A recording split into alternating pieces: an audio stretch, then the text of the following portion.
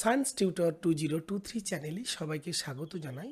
দ্বাদশ শ্রেণীর সেমিস্টার 4 এর একটি গুরুত্বপূর্ণ টপিক কেমিক্যাল কিনেটিক্স থেকে আজকের আলোচনা ভরক্রিয়া সূত্র বা ল অফ মাস অ্যাকশনস এবং তার সঙ্গে রিয়াকশন রেটের কি সম্পর্ক। বিক্রিয়া হার সমীকরণ কোন রাসায়নিক বিক্রিয়ার ক্ষেত্রে আমরা কিভাবে প্রকাশ করব। বিভিন্ন রাসায়নিক বিক্রিয়াকে যদি পরীক্ষণীয়ভাবে এক্সপেরিমেন্টালি এক্সামিন করা হয় তাহলে তাদের রাসায়নিক বিক্রিয়া প্রতি মুহূর্তে কিভাবে পরিবর্তিত হয়, সেই সমস্ত ডেটাস নিয়ে বা তথ্য নিয়ে আমরা কিভাবে একটা রাসায়নিক বিক্রিয়ার হার সমীকরণ নির্দেশ করতে পারবো। তো চলো এই সমস্ত নিয়ে আজকের আলোচনা, আর শেষে থাকছে এই হার সমীকরণের ইম্পর্টেন্স বা গুরুত্ব। সবাইকে আমি বলবো একটু মনোযোগ সহকারে ক্লাসটা করবে, কারণ এটা থিওরিক্যাল পার্ট। এই বেসিক কনসেপ্টের ওপরেই কিন্তু তোমাদের নিট যেই সব কিছু দাঁড়িয়ে আছে। আর প্লিজ বন্ধুদের শেয়ার করো। তাহলে চলো এখন শুরু করি আজকের লেসন। আজকে আমরা আলোচনা করব বিক্রিয়া হার সূত্র বা বিক্রিয়া হার সমীকরণ কি। তো এটা জানতে গেলে, বিক্রিয়া হার সমীকরণ বিষয়টা জানতে গেলে এবং ম্যাথমেটিক্যালিতে এস্টাবলিশ করতে গেলে হার সমীকরণগুলো আমাদের প্রথমেই জানতে হবে ভরক্রিয়া সূত্র।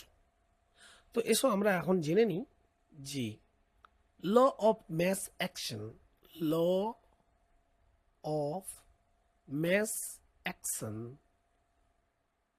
অ্যান্ড রিয়াকশন রেট তার সঙ্গে কিভাবে সম্পর্কিত সেটা একটু জেনে নিই। দেখো, স্থির উষ্ণতায় কোনো রাসায়নিক বিক্রিয়ার যে কোনো মুহূর্তে বিক্রিয়া হার বা রিয়াকশন রেট বলা হচ্ছে ওই মুহূর্তে উপস্থিত যে অনুসংখ্যাগুলির সঠিক ঘাতে উন্নীত অবস্থায়, অর্থাৎ ওই বিক্রিয়ায় সমিত সমীকরণ অনুযায়ী অনুসংখ্যার ঘাতে উন্নীত বিক্রিয়াগুলির ওই মুহূর্তে সক্রিয় ভরের সমানুপাতিক হয়। আমি ধরে নিচ্ছি এ এবং বি বিক্রিয়া করে সি এবং ডি তৈরি করে। তো এর সামনে এন দিলাম, এইটা অর্থাৎ তৌলিক সংখ্যা এন দিলাম, এটা মনে করো কিছু দিলাম নি, এটা মনে করো কিউ দিলাম। তো এরকম একটা রাসায়নিক বিক্রিয়ার ক্ষেত্রে আমরা বলতে পারি যে রেট সমানুপাতি concentration A whole to the power n, rate সমানুপাতি কনসেন্ট্রেশন বি। অর্থাৎ এই যে বিক্রিয়ক অণুগুলো, এদের সক্রিয় ভর যদি কনসেন্ট্রেশন এ ধরা হয়, তার ঘাত হচ্ছে এই, এখানে এন ক্রম, এন ঘাতের সঙ্গে সিম্পলি ভ্যারি করছে। ঠিক আছে, তো এটা আরও ডিটেলসে আমরা জানবো। এখানে আমরা জাস্ট কি করলাম, জাস্ট সংজ্ঞাটা বুঝে নিচ্ছি বা ডেফিনেশনটা কি জানলাম।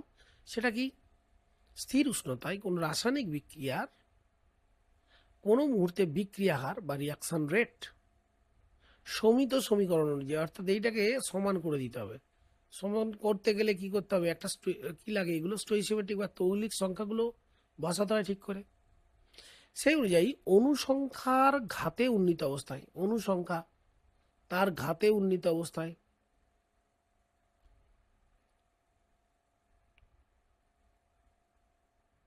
অনুসংখ্যার ঘাতে উন্নীত বিক্রিয়াগুলির ওই মুহূর্তের সক্রিয় ভরের সমানুপাতিক। এবার একটা উদাহরণ নিয়ে বিষয়টা আমরা একটু বুঝে নিই। ধরে নাও একটা রাসায়নিক বিক্রিয়া এ প্লাস বি থেকে তৈরি হচ্ছে সি প্লাস ডি, একটা সরল বিক্রিয়া আমরা ভেবে নিই। তাহলে এই বিক্রিয়ার ক্ষেত্রে রাসায়নিক বিক্রিয়ার হার রেট সমানুপাতিক কি লিখতে পারি, কনসেন্ট্রেশন এ। ধরে নিচ্ছি এর সক্রিয় ভর বা অ্যাক্টিভ ম্যাস হচ্ছে, যেটাকে অ্যাক্টিভ ম্যাস আমরা এইভাবে লিখছি। একইভাবে রেট সমানুপাতি আমরা লিখতে পারি কনসেন্ট্রেশন বি। তাহলে যৌগিক ভেদের নিয়মে আমরা লিখতে পারি আর সমানুপাতিক concentration A into concentration B. Clear?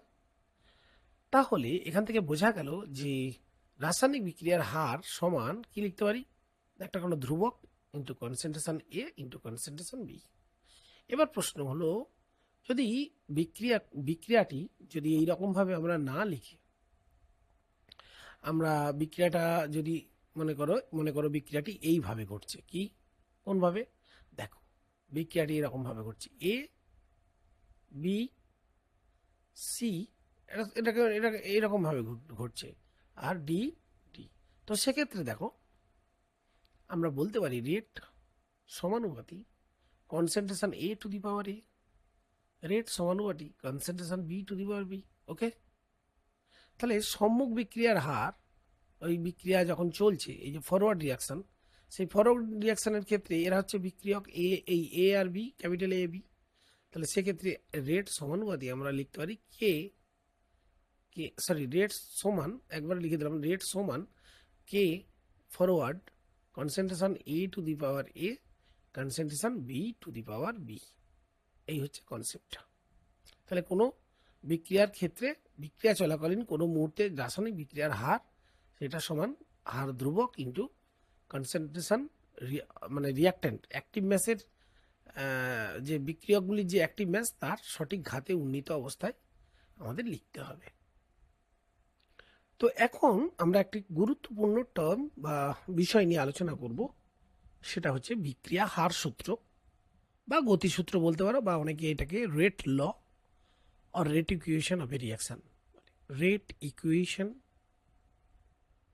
of a reaction।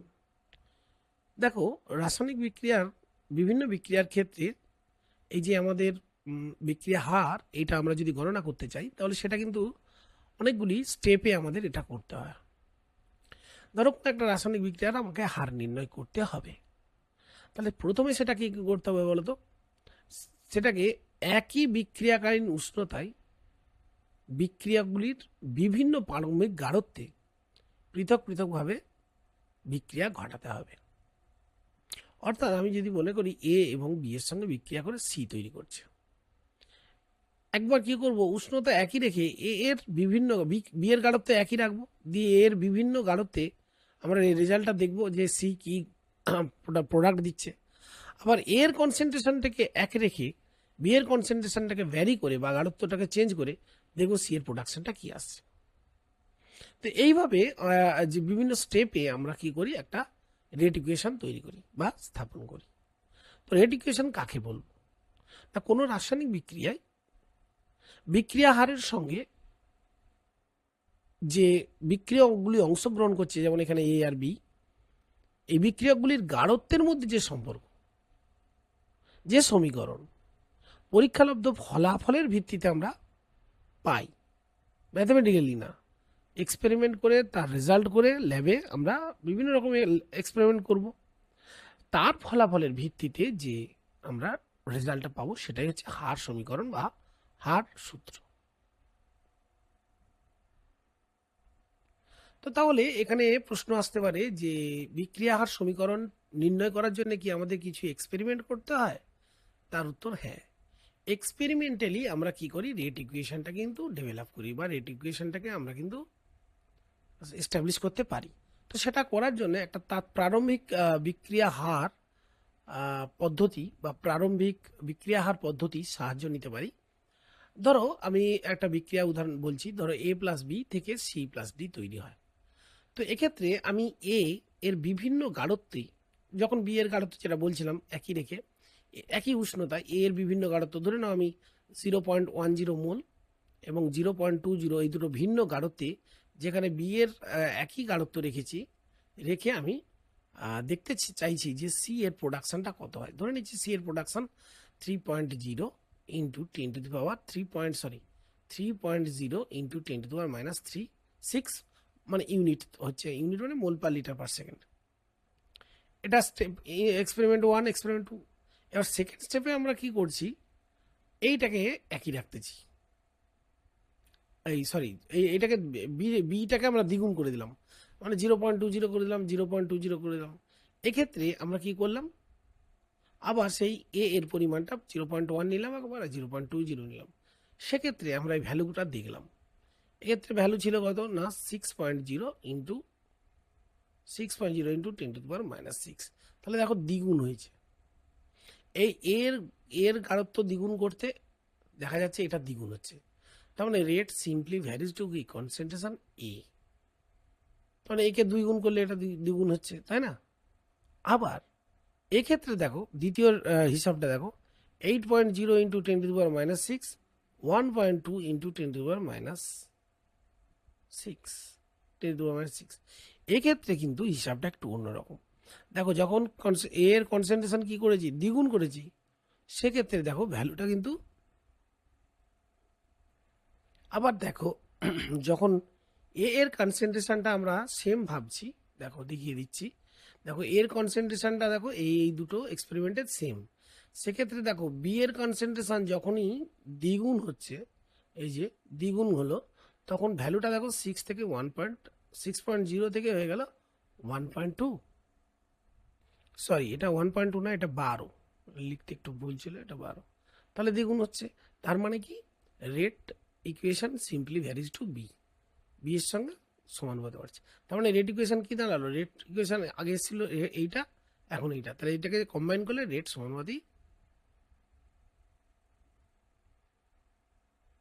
প্রারম্ভিক হার পদ্ধতির মাধ্যমে বা প্রারম্ভিক হার বিক্রিয়া পদ্ধতির সাহায্যে আমরা কি করলাম না, একটা সিম্পল রিয়াকশানে আমরা তার রেট কিভাবে বিক্রিয়াগুলির গাঢ়ত্বের সঙ্গে সম্পর্কিত সেটা বের করতে পারছি। প্রসঙ্গক্রমে বলি, এই যে আমরা সমীকরণটা পেলাম, এই সমীকরণকে আমরা কিন্তু সমানুপাতিক ধ্রুবক কে নিয়ে লিখতে পারি কনসেন্ট্রেশন এ, কনসেন্ট্রেশন বি, এবং এর থেকে আমরা আর সমান লিখতে পারি মাইনাস ডি কনসেন্ট্রেশন এ ডিটি সমান কি হবে না কনসেন্ট্রেশন এ ইন্টু কনসেন্ট্রেশন বি, এবং এর থেকে ইন্টিগ্রেটেড যে রূপ, ইন্টিগ্রেটেড যে রেট ইকুয়েশন, সেটা আমরা কিন্তু বের করতে পারি, সেটা আমরা পরে দেখছি। আর একটা এরকম এক্সপেরিমেন্টাল রেজাল্টের থেকে আমরা রেট ইকুয়েশন এস্টাবলিশ করব। তো এখানে আমরা যে এক্সপেরিমেন্টাল রেজাল্ট থেকে বলতে পারি যে এই যে বিক্রিয়া, এই বিক্রিয়া ধরে নিচ্ছি আমার এ এবং বি এর সঙ্গে বিক্রিয়া হয় এবং সি তৈরি হয়, সেক্ষেত্রে দেখো এই যে রেজাল্টটা দেখো, এই রেজাল্টে দেখো বি এর কনসেন্ট্রেশন 1 রাখতে দেখা যাচ্ছে রেজাল্টটা প্রায় 4 গুণ হয়েছে। অর্থাৎ যখন বি স্থির, তখন দেখছি কি না rate simply varies to concentration of A whole square. কেন বলতো, কারণ এইটাকে আমরা যদি এটাকে দুগুণ করি, দেখো স্কোয়ার করলে তবেই 4 গুণ হবে। আবার দ্বিতীয়টাতে দেখো এই বিটাকে স্থির করতে অর্থাৎ 2.0 এই ক্ষেত্রে দেখো ভ্যালুটা কি আসছে, সরি এখানে ভুল ভুল দেখানো হলো আসলে, ঠিকটা হচ্ছে কি, এইটাকে মুছো, হ্যাঁ। এবার দেখো নেক্সট যে রিলেশনটা দেখো 2 এবং 4 সমীকরণটা দেখো, 2 এবং 4, এখানে দেখো এ এর কিন্তু কনসেন্ট্রেশন 1 হলে আমরা দেখতে পাচ্ছি বি এর কনসেন্ট্রেশন দেখো এই দুটো ইকুয়েশন দেখো, বি এর কনসেন্ট্রেশন দ্বিগুণ আছে, সেক্ষেত্রে সি এর যে উৎপাদন, সেই উৎপাদনটা দেখো 1.2, আর এখানে হচ্ছে কত, দ্বিগুণ করার জন্য সেটা হয়ে যাচ্ছে প্রায় 10⁻⁻5 আছে। তার মানে এইটাকে 10⁻⁻6 করলে কত হচ্ছে, 12 ইন্টু 10⁻⁻6, তাই তো। তার মানে এখানে কি হচ্ছে, প্রায় দ্বিগুণ হচ্ছে। তার মানে রেট সমানুপাতিক কি হবে, যখন এ স্থির রেট সমানুপাতিক কি হচ্ছে বি, কারণ এটা দ্বিগুণ করলে দ্বিগুণ হচ্ছে, বি দ্বিগুণ করলে সিও দ্বিগুণ হচ্ছে। So rate simply varies to কি হচ্ছে concentration of A square concentration B, rate equals K concentration A square concentration B.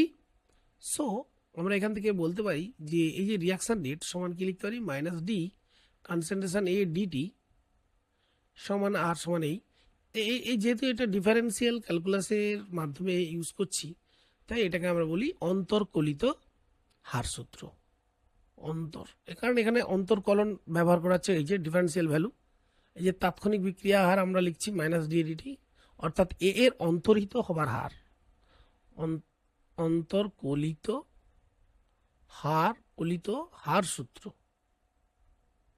ওকে, চলো নেক্সট। এবার দেখো এখানে একটা উদাহরণ আমরা দেখাচ্ছি, এখানে দেখানো হচ্ছে, দেখো এ আর বি এবং সি বিক্রিয়া করে প্রোডাক্ট, এগুলো রিয়াক্ট্যান্ট, এর প্রোডাক্ট তৈরি করছে। সেক্ষেত্রে দেখো এর প্রারম্ভিক গাঢ়ত্ব স্থির রাখলে এবং বি এর প্রারম্ভিক গাঢ়ত্ব যখন দেখছি স্থির, তখন সি এর দেখো দ্বিগুণ গাঢ়ত্বে আমাদের রেটটা লক্ষ্য করবে, রেটটা হয়ে গেছে প্রায় দ্বিগুণ। তার মানে এখান থেকে সিম্পল একটা বোঝা যাচ্ছে যে রিয়াকশন রেট অর্থাৎ বিক্রিয়া হার simply varies to C, concentration of C. আবার লক্ষ্য করো 2 এবং 3 এই সমীকরণ লক্ষ্য করো। এখানে দেখো এইখানে এ এর গাঢ়ত্ব দ্বিগুণ করেছি, বি এর গাঢ়ত্ব একই রেখেছি এবং সি এর গাঢ়ত্ব দেখো এখানে অর্ধেক হয়েছে। দেখো রেটটা আমার একই আছে, রেট একই আছে। তাহলে এখান থেকে কি বোঝা গেল? এখান থেকে এটা বোঝা গেল যে দেখো না এখানে দুটোই চেঞ্জ হচ্ছে, এটা না, 2 আর 4টা দেখা যাক। 2 আর 4, 2 আর 4 লক্ষ্য করো, এখানে 0.80 এখানে 0.80, তাহলে সেম কনসেন্ট্রেশন রাখা আছে। আচ্ছা এখানে 0.4 2-এ, আর এখানে হচ্ছে অর্ধেক। আচ্ছা এখানে রিয়াকশন রেটটা দেখো অর্ধেক হয়ে গেছে। আবার বি এর কনসেন্ট্রেশনটা দেখো, বি এর কনসেন্ট্রেশনটা দেখো এখানে অর্ধেক হয়ে গেছে। তাহলে এই অঙ্কগুলো আমরা দেখলাম। এবার এখান থেকে আমরা কি বুঝলাম দেখো, সেটা পরীক্ষা 1 আর 3 দেখলে তোমরা বুঝতে পারবে। এখানে এ এর দেখো গাঢ়ত্ব দ্বিগুণ হয়েছে, এখানে বি একই আছে, সি একই আছে। তাহলে দেখলাম যে গাঢ়ত্ব যখন এর দ্বিগুণ করছি তখন দেখো রেটটা পুরো ডাবল হয়েছে। So reaction simply varies to concentration of A also. এবার 1 আর 4 লক্ষ্য করো, দেখো এখানে এ এর কনসেন্ট্রেশন একই, বি এর কনসেন্ট্রেশন লেখো অর্ধেক করা হলো, কিন্তু সি এর কনসেন্ট্রেশন একই আছে। এবার রেটটা লক্ষ্য করো, রেটটা লক্ষ্য করো একই আছে। তার মানে রেট একই থাকা মানে যে এ এবং সি তো এখানে একই আছে, কিন্তু বি এর সঙ্গে দেখো কোনোভাবেই চেঞ্জ করছে না, তাহলে বি টু দি পাওয়ার কী হবে 0। অর্থাৎ বি এর গাঢ়ত্ব বাড়ায় বা কমায় তার উপর ডিপেন্ডেন্ট নয় রেট। সুতরাং total rate of reaction rate কি হলো না আর সমানুপাতি A B0 C. So this is all. So এখান থেকে আমরা আর সমান কে কনসেন্ট্রেশন এ B0 না লিখলেও হবে, যেহেতু B0 মানে 1 হচ্ছে। সো এইটা এবার এখান থেকে আমরা মাইনাস ডিএডিটি লিখতে পারি, মাইনাস ডিবিডিটি মাইনাস ডিসিডিটি সমান কে কনসেন্ট্রেশন এ সি। এটা হচ্ছে অন্তর্কলিত রূপ। এখানে দেখো রিয়াকশন রেট কিভাবে ডিপেন্ডেন্ট, দেখো এখানে বি অর্থাৎ বি এর গাঢ়ত্ব একই রেখেছি। দেখো এটাকে যদি দ্বিগুণ করি রেটটা 4 গুণ। সেটা কখন সম্ভব? যদি কনসেন্ট্রেশন এর স্কোয়ার হয়, স্কোয়ারের দ্বিগুণ করলে 4 গুণ হবে, তাই না? আবার দেখো এক্ষেত্রে এ এটাও এ অর্থাৎ এর গাঢ়ত্ব একই রেখে বি এর গাঢ়ত্ব যখন দ্বিগুণ করছি রেটটা দেখো দ্বিগুণ হচ্ছে। তাহলে সিম্পলি আর সমানুপাতি কি দাঁড়াচ্ছে বি। তাহলে এই ক্ষেত্রে আর সমানুপাতি আমরা বলবো এ স্কোয়ার বি। এবার এখান থেকে আমরা লিখতে পারি আর সমান কে into concentration A square B. তো এই হচ্ছে বেশ কতগুলো উদাহরণ কিসের না এক্সপেরিমেন্টালি কিভাবে আমরা রেট ইকুয়েশনটা লিখব। এরপর এক্সপেরিমেন্টালি কতগুলো রিয়াকশন তাদের রেট ইকুয়েশনটা আমরা দেখে নেব কিরকম এসেছে। অর্থাৎ ল্যাবরেটরিতে রিয়াকশনের ফলে এইভাবে আমরা রেট ইকুয়েশন পেয়েছি। দেখো